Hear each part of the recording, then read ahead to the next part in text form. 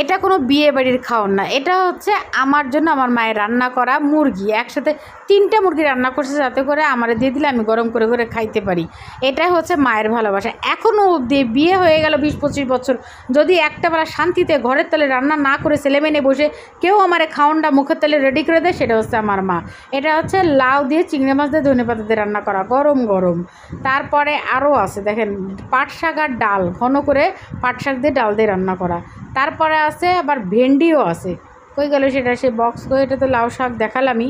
যাই হোক, লাউ, এই যে ভেন্ডি, চিংড়ি মাছ, আমি এগুলোর সঙ্গে কোনো টাইপের মাছ ব্যবহার করতে না করছি, কারণ এটাতে আমার অনায়াসে 2-3 দিন চলে যাবে। মাছ দিলে একটা মাছ গন্ধ হয়ে যায়।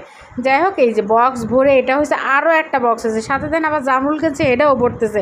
অথচ শাশুড়িকে কত লম্বা লম্বা কথা, হাসপাতালে বাচ্চা কাচ্চা ডেলিভারি দেওয়া, আর নিজে অসুস্থ হয়ে হাত ভাঙা, জীবনে কি কম উত্থান পতন গেল? কিন্তু কোনো দিন শ্বশুরবাড়ির থেকে এক টুকরা খাবার আসেনি যে না এটা দিয়ে খায় তুমি বাচ্চাদের নিয়ে পেট ভরো, বা তুমি একটু সুস্থ হও, বা তুমি একদিন শান্তি মতো খাও। কিন্তু কথার বেলা অনেক লম্বা লম্বা কথা। মা আছে বলে এখনও একদিন বসে খেতে পারি।